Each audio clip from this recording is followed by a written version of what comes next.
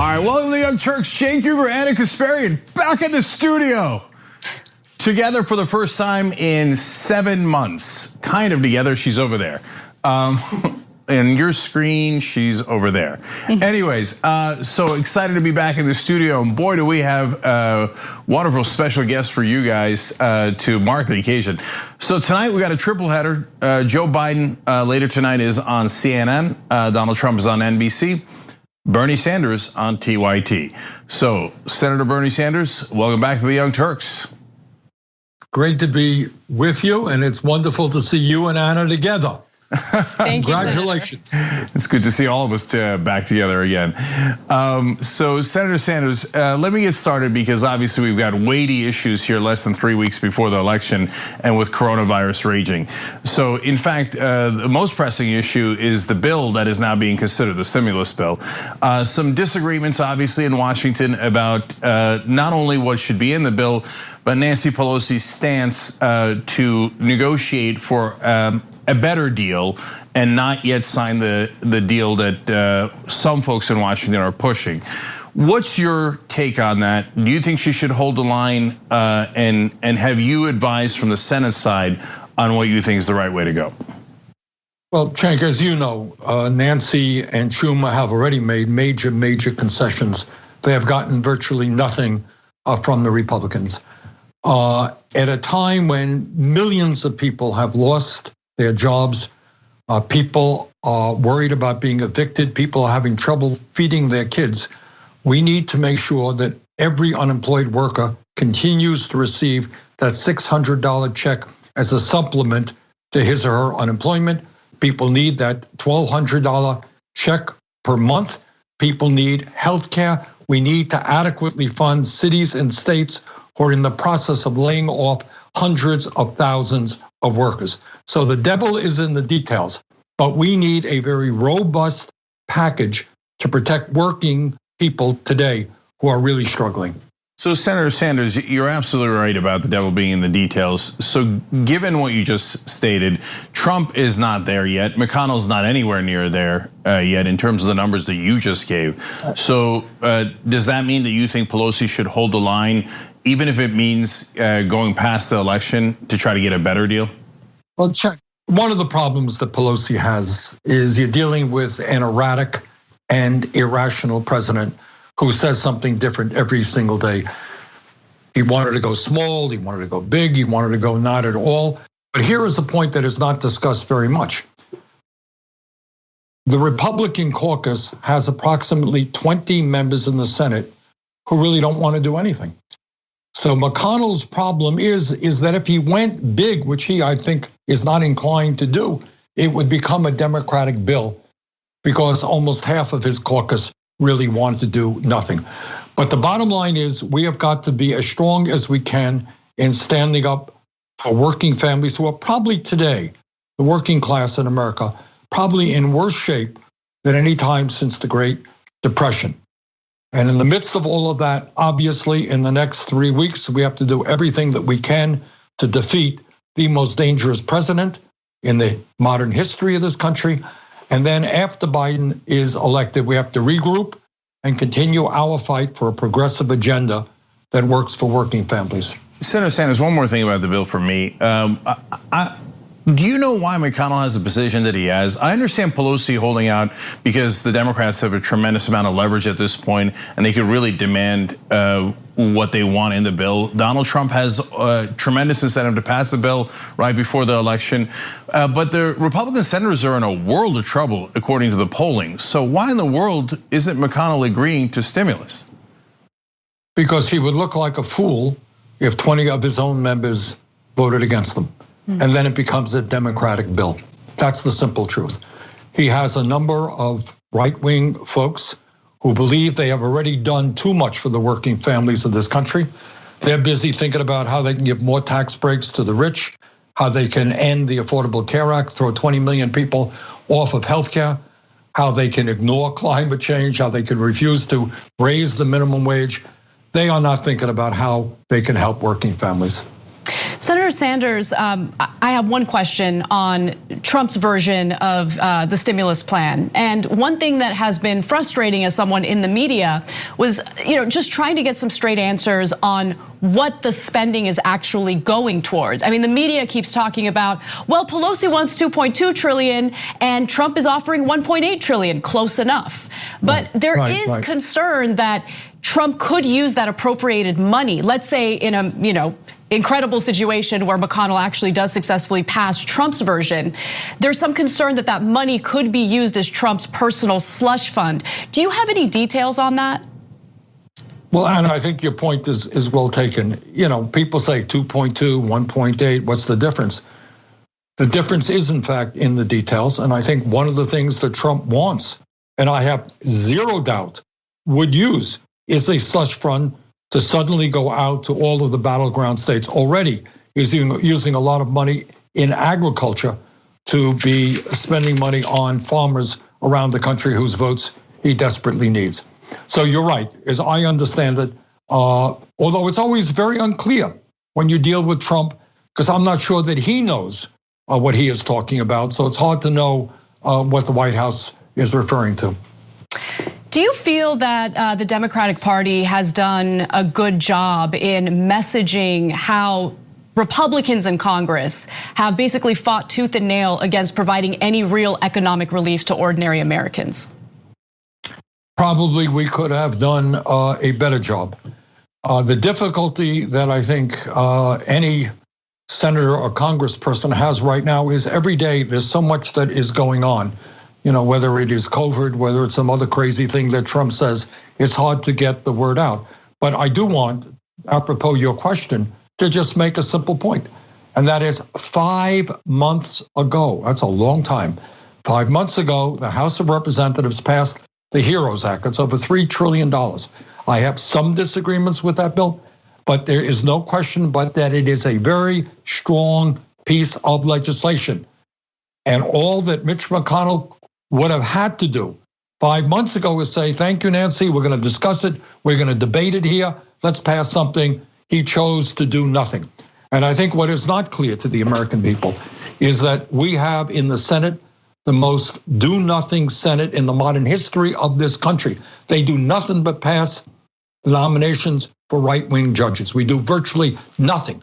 Nothing on the economy, nothing on COVID, nothing on climate change, nothing on the needs of working families. So Senator Sanders, clearly Joe Biden is going in the right direction on some of these issues, especially regarding COVID. He says he's gonna put together a pandemic testing board, something that should have been done a long time ago. And he says, I'm kind of in a position that FDR was. That's a direct quote from him. I'm sure that's music to your ears. If you think about it, what in fact FDR did was not ideological, it was completely practical, he said. And he wants to put in a national supply chain commander. So is there anything in his plans that you say that you would encourage him to do more about, or looking at these plans for what he would do as soon as he got in, are you satisfied that that's completely the right direction? Well, I think I have talked to Joe on a number of occasions, and he refers to FDR, and I think he perceives that he is coming into office in a moment not radically dissimilar to when Roosevelt came into office in 1933. And that is, Roosevelt came in the midst of a terrible depression. Biden will come into office in the midst of a pandemic and the worst economic downturn since the Great Depression, not to mention climate change and systemic racism and all of the other major issues that we are dealing with.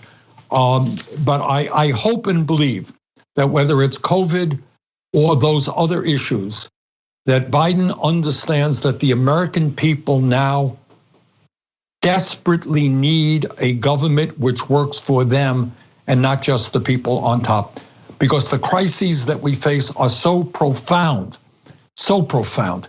We've got to raise that minimum wage to a living wage. We need equal pay for equal work. We need to create millions of good paying jobs by rebuilding our infrastructure and combating climate change and putting people to work, retrofitting homes and moving to wind and to solar and transportation, agriculture, et cetera, et cetera. So the task in front of Biden, should he win the presidency, is enormous. I believe that he does understand that in this moment, there's an unprecedented moment in American history. He's going to have to be bold. You know, Senator Sanders, to your point, when you look at the personal finances of Americans who had to rely on the more robust version of unemployment insurance, it's kind of incredible that so many Americans were able to save for the first time in decades. So I think that you make a really great point there. One other thing I wanted to ask related to the election and the possibility of Biden becoming president. You know, understandably, people are concerned that Trump would not engage in a peaceful transition of power should he lose the general election. What do you believe Democrats should do if he refuses a peaceful transition of power?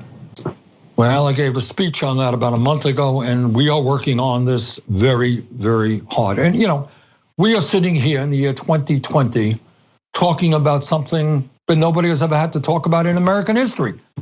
What we're talking about is a president of the United States who, when asked if he will leave office peaceably if he loses, he doesn't say yes.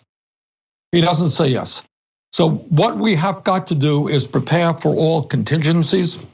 And I just want to make a few points on that issue if I can, Anna. Sure. And that is, I want everybody to understand that when Trump talks about the only way that I can lose this election is if it's rigged, he is absolutely lying, because even the strongest Republican experts, the people who know the most about this, people like Benjamin Ginsburg, a longtime Republican lawyer who works on this issue, has acknowledged quite correctly that there is virtually no voter fraud in the United States of America. So when you hear Trump talking about massive voter fraud, he is lying.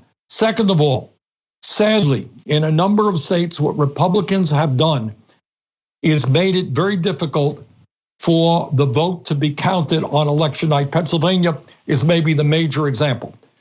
The truth is, what a number of studies have told us is Democrats are much more likely to vote by mail-in ballots than will Republicans, who are more likely to walk in and vote on election day.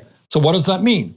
It means that if you are in Pennsylvania and you're sitting on a pile of hundreds and hundreds of thousands of envelopes of mail-in ballots that have not yet been opened, and most of those may be Democratic ballots, you know what? On election night at 9 o'clock in the evening, it may well be that Trump is ahead in Pennsylvania, but that may not be the case the next day. So what we believe and will fight for, every vote must be counted. Every vote must be counted. And we are going to work as hard as we can to make sure that happens. We are talking to governors all over this country to prevent voter intimidation. You know, there have been some stories about people coming out with AR-15s, semi-automatic rifles, trying to intimidate people going in to vote. Governors cannot allow that to happen. Voter intimidation is a crime. We cannot allow that to happen. So there's a lot that has to be done. So, Senator Sanders, the right wing uses hyperbole all the time. So, Donald Trump says that Joe Biden is a socialist, and he even called Kamala Harris a communist. It's preposterous, but on the other hand, Donald Trump has in fact 5 different times not answered whether he would do a peaceful transfer of power. He today called Gretchen Whitmer, who the militia threatened to kidnap and murder, the governor of Michigan. He called her a dictator, which is not a subtle code word for a tyrant, and that is a dog whistle to the militia. Hey, she's still a problem. He's an incredibly dangerous person who has called for violence from his supporters on a number of occasions, and we're worried might not believe in democracy and might try to hold on to power even if he loses. So is it fair to call him a fascist and to ask other Republicans, including Republicans? I mean, we had Dianne Feinstein hugging Lindsey Graham today. I'd want to do the opposite and ask Lindsey Graham, you're running against Jamie Harrison, a Democrat that's a perfectly normal, rational human being. But do you believe in the fascist inclinations of Donald Trump? Is that a fair question? I'm not going to throw out labels. We got 2.5 weeks to go in an election. Clearly, this is an authoritarian type person who does not believe in the rule of law. I mean, now we take it for granted that you had a president of the United States a week ago who held a political rally in the White House. You know what? That's against the law. This is a guy who does not believe in the separation of powers, does not believe in the Constitution, lies every single day. And what I have said over and over again, I don't care what your political views are out there. You're a conservative, you're a moderate, you're progressive, that's great.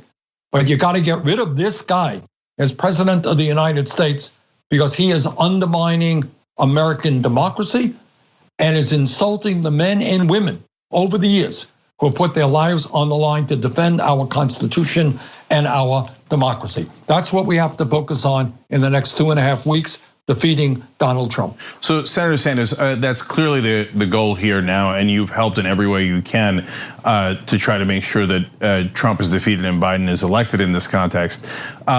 And Biden does sit on a gigantic lead at this point, if we're being honest about the polling. So if Biden does win, he's going to push for a public option. Obviously, you're in favor of Medicare for all. Where does that leave you? Do you support him in pushing forward the public option? Is there a progressive pushback and fight for Medicare for all in a Biden administration? Well, I will tell you where it leaves me. Everything being equal, if the Democrats gain control over the Senate, and I want to remind all of the viewers, of course, the presidential election is enormously important. Do not forget about the Senate. Democrats stand a reasonable chance of gaining control of the Senate. If they do, Cenk, I will be the chairman of the subcommittee on health. And let me tell my good friends in the healthcare industry and the pharmaceutical industry that if I get that position, and I believe I will, your world is going to change. So of course, we're going to continue the push for Medicare for all. Now, the bill that I presented was a 4-year transition. I didn't go to Medicare for all in one day because I don't think you can do that. In the first year, Biden now wants to see the eligibility age for Medicare go from 65 down to 60. There hasn't been enough discussion on that. That's important. The first year of my bill, 4-year transition, has it go down to 55. So in the first year, what I would like to see is us lower that age to 55 and cover all of the kids in America on year 1. That is something I certainly will be pushing on. I will also be pushing to make absolutely clear that we end the outrageous collusion and price fixing of the pharmaceutical industry and that the people of our country do not pay higher prices for prescription drugs than the people of any other country on earth. Also on that committee, which I will be number 2, the Health Education Labor Committee, Pension Committee, we will pass a $15 an hour minimum wage. And what I'm working on, Cenk and Anna, right now is what I call a 100-day proposal. I want Democrats to come out of that gate very, very rapidly. It is not business as usual. We don't have 6 months to study an issue. We know what we have to do for the American people in education, in climate change, in the economy, in healthcare. Let's do it. Let us try to restore the confidence of the American people in the political process. Let them know that there are some of us who are fighting for the working class of this country, and we are going to deliver. That was music to my ears. Thank you for that answer, Senator Sanders. Final question for you related to Joe Biden. There is a little bit of a divide among progressive voters as to whether they begin pressuring Joe Biden to move further to the left now, or if they should wait until the election happens and he gets elected. Already there are some articles being written about potential cabinet picks, including for his Treasury Secretary. The name Lael Bernard came up, and she's actually a governor with the Federal Reserve. And her history isn't so great for progressives who are concerned about the fossil fuel companies. She was very much in favor of the Federal Reserve buying the corporate debt of these fossil fuel companies, including companies involved in the Keystone XL pipeline. And so I wanted to get your thoughts on that, because already, I mean, you see names like that and you start to get a little worked up and you want to start applying pressure. Do you believe that's the right way to go, or would you argue that progressives should hold their fire until after he gets elected? This is what I think. I think we have got to do everything. You have all of 2.5 weeks. That's not a long time. Let us do everything that we can to make sure that everybody we know comes out to vote. Cenk, you mentioned that the polls look good. They do. They look good for Hillary Clinton as well. So anyone who thinks that Biden is a shoo-in is dead wrong. This is going to be a tough race, and we got to do everything we can in the next 2.5 weeks to win it. Day after Biden wins, let us rally the American people, working class people, people of color, young people, all people who believe in justice around a progressive agenda. And remember, Biden campaigns on his proposals, that's fine. But it is the United States Congress that makes the laws of this country. And what we have got to do after the election, is to make sure that we put as much pressure as we can on the elected officials in the House and the Senate to go forward with an agenda that has the guts to stand up to the ruling elite, that deals with income and wealth inequality, and that finally has a government that works for all of us and not just the few. So to answer your question, I would hold my fire for the next 2.5 weeks. And after that, let's rally the American people around the progressive agenda. Senator Bernie Sanders, thank you so much for joining us on the Young Turks. We really appreciate it. Well, thank you for having me. Keep up the great work, guys. Thank you. All right, we're going to take a quick break, of course. When we come back, we have so many more stories for you guys, including obviously the news of the day, including the story that Anna just mentioned during the interview, where apparently the Trump administration told some of their donors the stock market might not do as well as we're letting on publicly. That was all the way back in February. The corruption in this country is unreal. We'll be right back and tell you all about it. We need to talk about a relatively new show called the Republic, or UNFTR. As a Young Turks fan, you already know that the government, the media, and corporations are constantly peddling lies that serve the interests of the rich and powerful. But now there's a podcast dedicated to unraveling those lies, debunking the conventional wisdom. In each episode of the Republic, or UNFTR, the host delves into a different historical episode or topic that's generally misunderstood or purposely obfuscated by the so-called powers that be, featuring in-depth research, razor-sharp commentary, and just the right amount of vulgarity. The UNFTR podcast takes a sledgehammer to what you thought you knew about some of the nation's most sacred historical cows. But don't just take my word for it. The New York Times described UNFTR as consistently compelling and educational, aiming to challenge conventional wisdom and upend the historical narratives that were taught in school.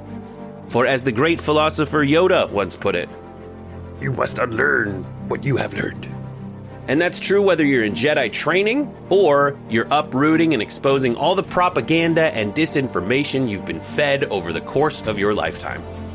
So search for UNFTR in your podcast app today and get ready to get informed, angered, and entertained all at the same time.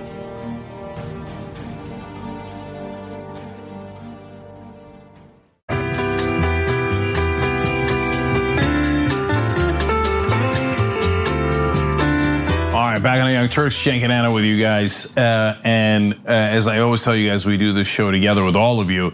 TYT.com/go is our effort to raise money through tough times this year to get us the sustainability and to be able to get out the strong progressive message so we can do the kind of programming that you see. I want to say a little bit more about that in a second, but let's look at the thermometer real quick.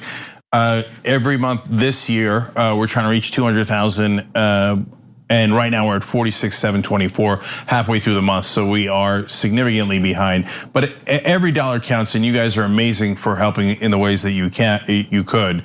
And obviously, you guys are going through tough times as well. So let me read some comments, and then I want to come back to that in a second, based on what one of you said. First of all, Charlie Kasparian, Home Alone in Skinny Jeans, said, "Yes, Bernie."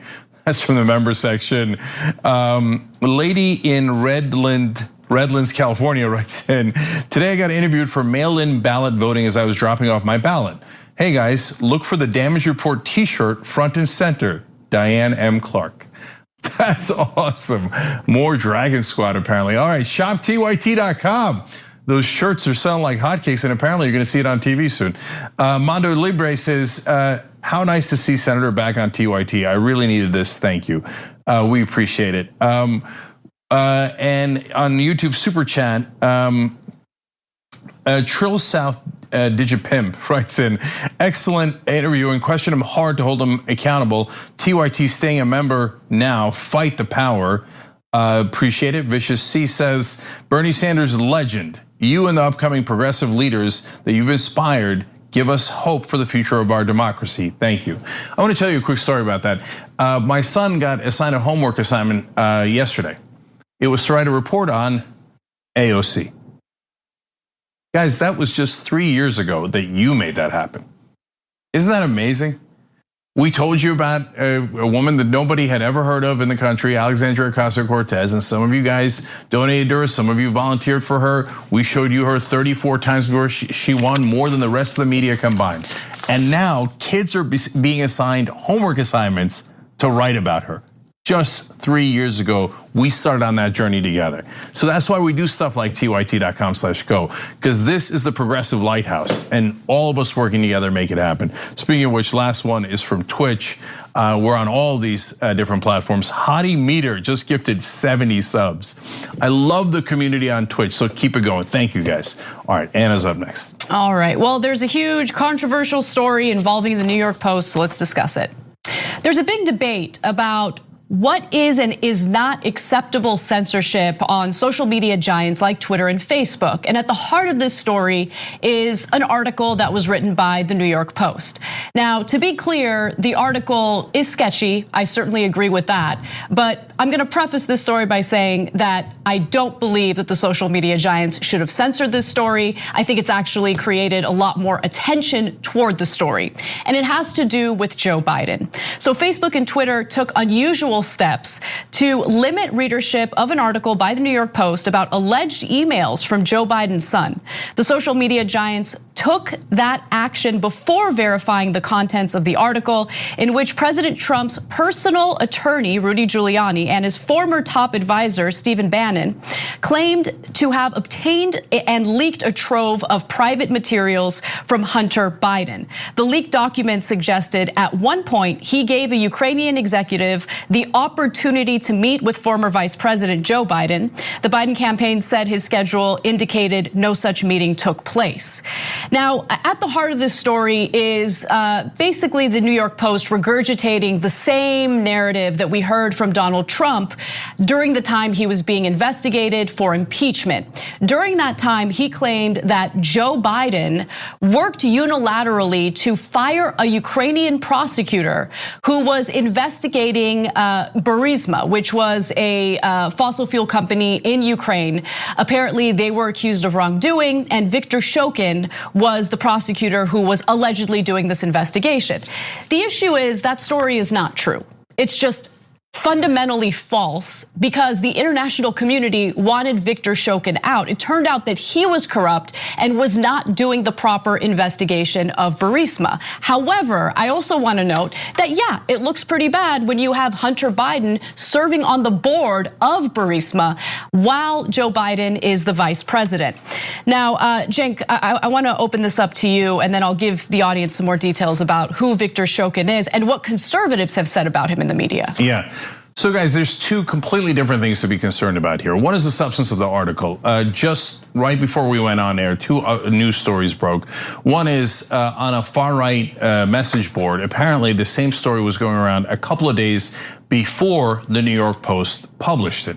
So somehow these far-right folks on the internet knew about this story before a so-called mainstream media outlet like the New York Post got it. So when you see it on those message boards, that is a huge red flag that it might not be real. Now, the second thing that broke is that they said originally in the New York Post story, and their sources are Giuliani and Steve Bannon. it almost can't get worse in terms of lack of credibility. Rudy Giuliani, I believe, belongs in a literal insane asylum at this point. And so if he said to me, the grass is green and the sky is blue, I'd go double check. So I don't blame the social media networks for wanting to check. I'll get to that in a second.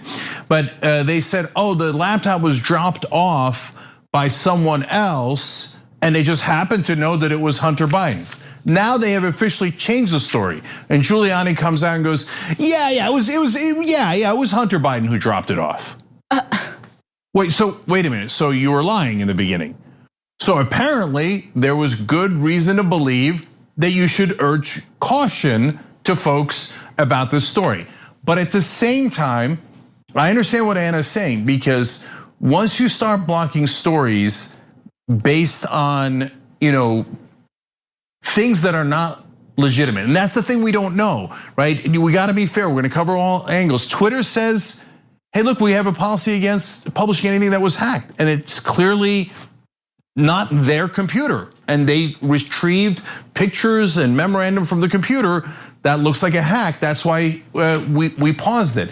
And Facebook says we paused it to verify the facts. If it's just a pause, I think I agree. I think these guys are not credible. I don't care that it's in the New York Post. I have no respect for the New York Post, nor should anyone else. On the other hand, if these guys have me give off the appearance of working for the Democratic Party, that is toxic. And obviously none of us here are fans of the Republican Party, but be careful who you give power to and who they're going to ban and censor next. I just think that both companies made a mistake, and beyond a mistake, because they have now created a situation in which the Republican Party, and they're professionals at this, can pretend like they're aggrieved, that they're true victims. You have people like Senator Ted Cruz talking about, oh, poor us, we're constantly censored on social media. Of course, there's never any media attention toward all of the anti-fascist accounts that get shut down on Twitter on a regular basis every time they do a sweep of QAnon conspiracy theorists. And it's because, people on the left are not professional victims. Republicans love to play professional victims. But I will say, look, how are we going to allow these corporations essentially to be the arbiters of what is and is not acceptable content on their platforms? These platforms are incredibly powerful. People rely on these platforms, unfortunately, to get their news. And we can't have members of a corporate board or a CEO decide unilaterally what is and is not acceptable on their platform, right?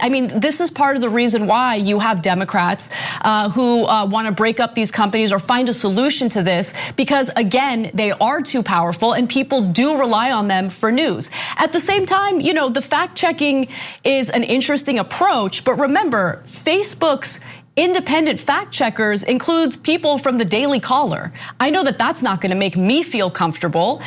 So it really is a difficult situation. But I think in this case, they made a giant mistake by preventing this article from being tweeted about or posted on Facebook. I didn't care about the story. I didn't care to read about it until they banned it, and then I read it. And as you read it and you investigate it further, it's nonsense. Of course, idiots like Rudy Giuliani can't keep his story straight.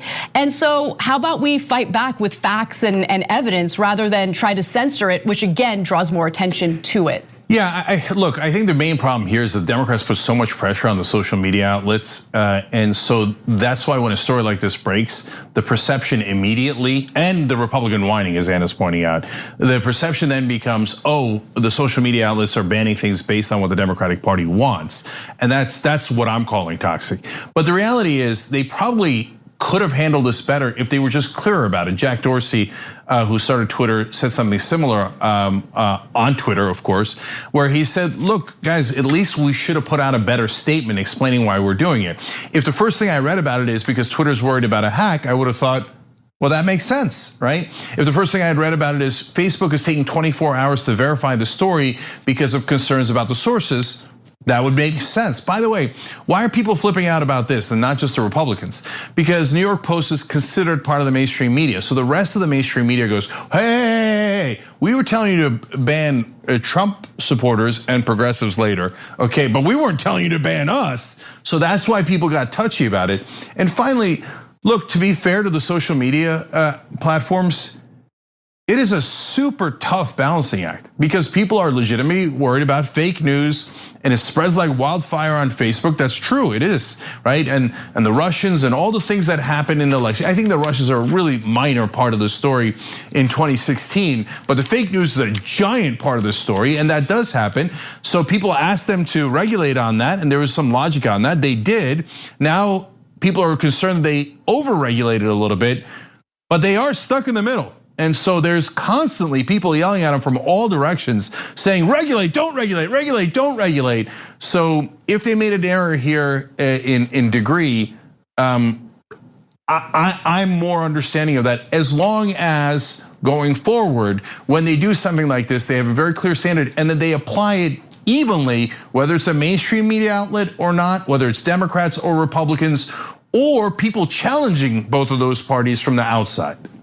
And final thing, because I promised, I do want to give you the details and the reminder of who Viktor Shokin from Ukraine actually is, and how I knew this story was nonsense from the second I started reading the details of it, which is why, again, if Democrats were good at messaging, they would fight back against this ridiculous narrative, especially when you had conservatives at the time that Donald Trump was being investigated for impeachment, speaking out and writing against Viktor Shokin. I'm going to give you a few examples. This is from Tom Rogan, who is not related to Joe Rogan, but does write for Washington Examiner, a conservative outlet. He wrote, Shokin was a true Ukrainian swamp creature, corrupt as all get out. I've never heard that phrase before, but it's fun. If he was right in investigating Hunter Biden, then it was only by accident. While Republicans say that Biden's 2015 to 2016 pressure to fire Shokin was about protecting Hunter, there is no substantial evidence for that accusation. And there is significant evidence for an alternative, excusable explanation.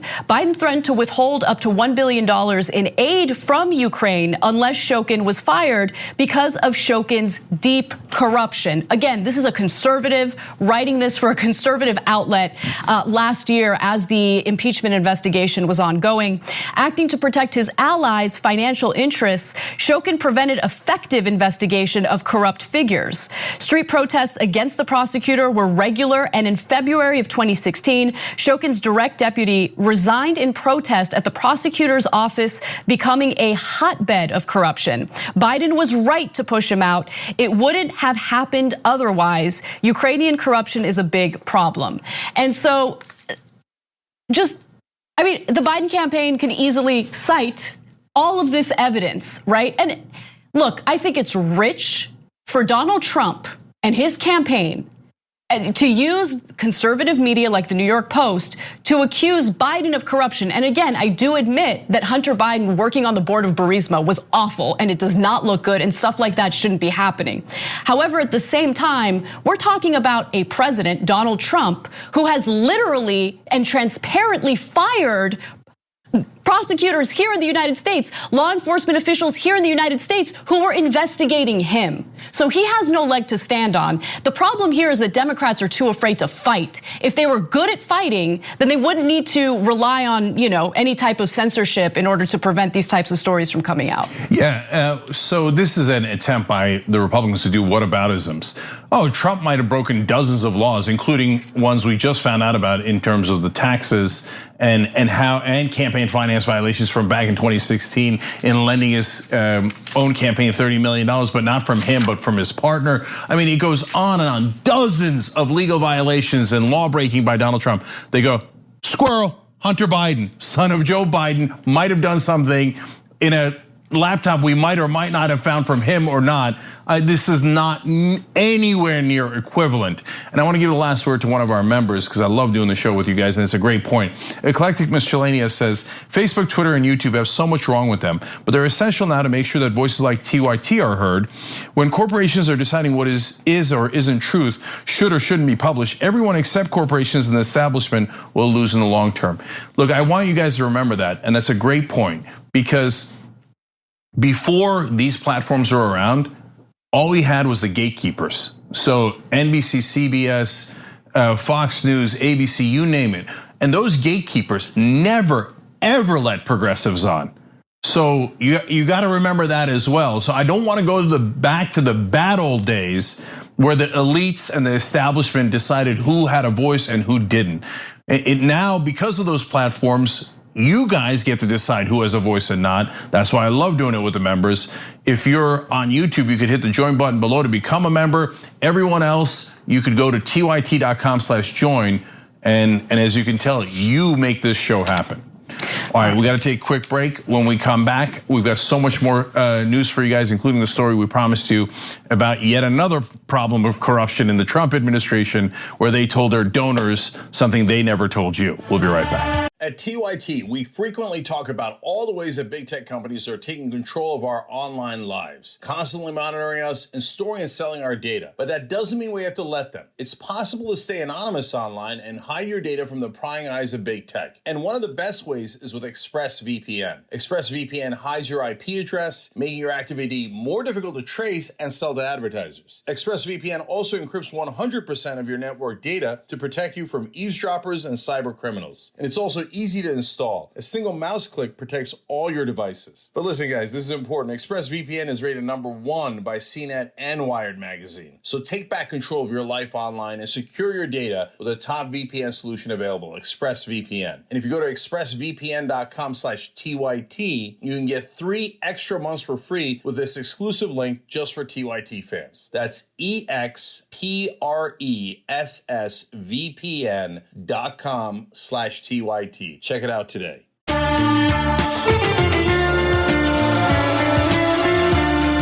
All right, back on the Young Turks. Actually, let me start with member comments and then I'm going to work backwards. Pocket in a Pocket writes in, voting and volunteering for AOC is the most important thing I've ever done in my life. Thank you guys for her coverage back then. I'm proud to have her represent me. Well, look, we're super proud of not just AOC, but all the Justice Democrats and all the recent wins like Jamal Bowman and Cori Bush and I'm really hoping Kara Eastman in Nebraska's 2nd district. And guys, when I see you at the rallies there, and then I see you volunteering for Jamal, as that happened recently, and as it happened obviously a couple of years back with AOC, I'm so proud of you guys. And you're literally making change happen. So thank you for doing that. And Meg says, I was all in on the AOC train a few minutes into her first interview with Cenk. That's awesome. So, by the way, when we bring you other candidates, remember that, okay? Because what we're trying to do is effectuate change here. Now, one of the ways that we do that is by staying on air and being sustainable. So, I forgot to tell you guys, I haven't told you in a long time, I know a lot of you know, but if you give $127 at tyt.com/go, you get that awesome We Press On t-shirt with the big TYT mic on it. And at $1,000, you go on the donor wall in my house. We'll move it here eventually to the studio, and you get a hoodie with a Press On t-shirt. But if you want to, at $2,500, this is the thing I haven't told you in forever. You can name stuff in the studio. So folks have started naming things around here all the time. If you want to find out what you can name, you go to tyt.com/presson. And that'll give you a list of things that you could name. Obviously, 2,500 is a huge number, but you guys have been incredibly generous with us, and that's why we keep saying we do the show together. And a shout out to 2 of our sponsors as well, aspiration.com/TYT. Keep your money in a place where it works for you, plus it doesn't work for big oil companies. So it's a win-win in that sense. That's why I tell you that, aspiration.com/TYT. And we love progressive sponsors. So 2strongcoffee.com/TYT. If you buy 2 bags or more, proceeds go to Justice Democrats, Rebellion PAC, Wolf PAC, and yes, the Young Turks as well. And it's great, delicious, etc. And then final programming note for you guys is that tonight, after the Biden and Trump town halls, John Iadarola and Adrian Bell are going to analyze both of those. So make sure you stay on youtube.com/TYT and look out for that live analysis we're gonna give you right afterwards. Okay, there's so many more comments, but we gotta go, guys. We gotta do the news. Thank you for everybody for participating. Anna. Well, we already know that Donald Trump was intentionally downplaying coronavirus while privately telling journalist Bob Woodward that it was a serious and severe virus that is airborne. Now we've learned through new reporting at the New York Times that on February 24th, members of Trump's economic team were privately addressing the conservative Hoover Institution and warned about the implications of COVID-19 on the US economy. We're talking about the Trump administration essentially warning Wall Street investors about how serious the pandemic could be. So this happened on February 24th. On that same day, Donald Trump tweeted this: "The coronavirus is very much under control in the USA. We are in contact with everyone, and all relevant countries, CDC and World Health, have been working hard and very smart. Stock market starting to look very good to me." Now the next day, literally the next day, board members, many of them Republican donors, got another taste of government uncertainty from Larry Kudlow, the director of the National Economic Council, hours after he had boasted on CNBC, meaning publicly, that the virus was contained in the United States and it's pretty close to all airtight. Kudlow asserted that the virus was contained in the US to date, but now we just don't know. So again, on cable television, Kudlow's telling the American people, airtight. You guys have nothing to worry about. Privately, when speaking to investors, he shares uncertainty, worry, and of course, that influences the way these money managers invest in the stock market. I mean, it's incredible that this kind of stuff is happening. We know about it, and this is barely even a big news story today. It's absolutely insane. Yeah, so he was talking to folks from the Hoover Institution. That's a conservative think tank at Stanford. Condoleezza Rice, the head of it. So the establishment Republicans are still, in a lot of ways, backing Trump behind the scenes. And their board is filled with Republican donors. So they go to their donors and they tell them, the stuff we told on air, don't listen to that, okay? Time to panic. And guess what? They did panic, and that caused. And meanwhile, Trump's saying, "I'm not telling the American people because I don't want them to panic." And he's telling his donors, "Go ahead, sell, sell, sell." In fact, let me give you some quotes here. So a hedge fund consultant was at the gathering. He writes a memo afterwards, and he said, "What struck me was the virus as a quote point of concern was brought up quote totally unprovoked." So he writes a memo saying to everybody, hey, they just said on CNBC, nothing to worry about. They kept bringing up to us, you should worry about it. And it wasn't because we asked, it's because they were telling us unprompted. And then there were other folks as well, including, get a load of this, Scott Atlas. Now, Dr. Atlas is the guy who is the biggest kook inside the Trump administration now, and he's the one going for herd immunity. Let's just make sure as many people as possible get coronavirus, and then when enough people die off, we'll be fine. Meanwhile, back then he's a Hoover fellow and a Stanford professor, and he's telling folks. And including one of the guys who wrote the memo, was his source. He was his source that the government foresaw a serious crisis. So back then he's selling donors, serious crisis, make money off it. Because you gotta understand something, it's not just about selling your stocks before they go down. They then make a short bet, and that means you bet against the market, so you make money while everybody else loses money. And under normal circumstances, there's nothing wrong with a short bet. But if you got private information from the government because you gave them money, first of all, that's a bribe, okay, that's how that works. And then you make a ton more money by betting against the American people. And Can I also share some more details, because it's just absolutely gross how everything went down. So this meeting happens, the Hoover Institution is warned about the uncertainty related to coronavirus. And then following that, a memo was written by a veteran hedge fund manager named William Callanan.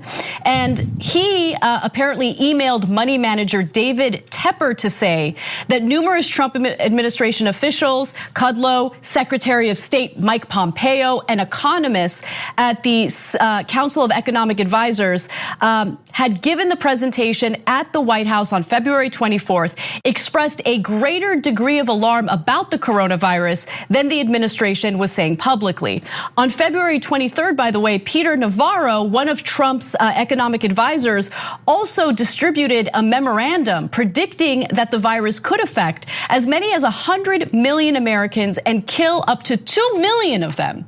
And that 2 million figure is really fascinating because 2 million is what is expected if the Trump administration tries to do this so-called herd immunity approach, which is disastrous because a ton of people who don't need to die would die as a result. But the point here is you have all of these different players within the Trump administration fully aware of how the potential severity of this pandemic. And while they're telling us, oh, it's totally fine, don't worry, it's just a hoax, behind the scenes, they're taking care of their donors, they're taking care of Wall Street. And the most infuriating thing is exactly what Cenk mentioned right now, that they short the market and they literally make money off of this information. Yeah, I'm gonna give you one more set of quotes here. It's the first one's from Trump, what Anna told you. He said on February 24th, stock market is starting to look very good to me. Meanwhile, they write the memo after listening to two different Trump administration officials. One of the investors that gets the memo, his reaction is, quote, short everything. So while Trump's telling you, oh, keep your money in the markets, don't worry. He's telling his buddies who funded his campaign, hey, make sure you get out there and make a lot of money off of these suckers and losers who I'm telling to keep their money in the markets and not worry about their healthcare and their well-being. And the investors got that message loud and clear when they write short everything, bet for the market to go down. Look, the whole system is sick because we have donors who have this access that you guys never have, and they make tons of money off of it. In fact, they'd be irrational not to bribe politicians. Because who wouldn't want a tip like that? They could make millions of dollars off of them. You see the dinner that Trump went to when he was, turns out, positive for COVID, and the one in New Jersey. And some of the folks gave $250,000 to be at that dinner and take a picture with Donald Trump.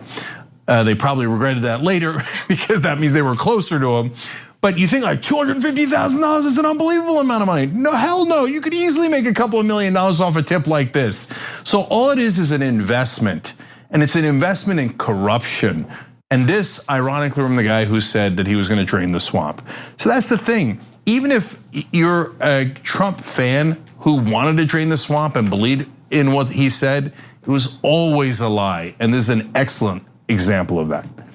All right, guys, we got only a little bit of time left. When we come back in the postgame, though, for the members, there's a great story of Donald Trump humiliating Bill Barr. As the White House turns. And after all of that ass kissing and bootlicking that Barr did, Trump goes after him anyway. If you're watching on YouTube, hit the join button below and you can become a member at $4.99 level. In fact, Ken Tucker, Ella Nelson, and Shells all just upgraded. I love to see your guys' names again when you upgrade. And if you upgrade, you can get all of our videos, including the postgame we're about to do. If you're watching anywhere else, tyt.com/join to become a member and get all the postgames. We have many more stories as well. And we'll be right back with those stories for the members.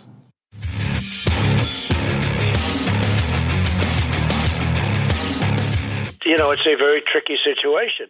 Thanks for listening to the full episode of the Young Turks. Support our work, listen ad-free, access members-only bonus content, and more by subscribing to Apple Podcasts at apple.co/TYT.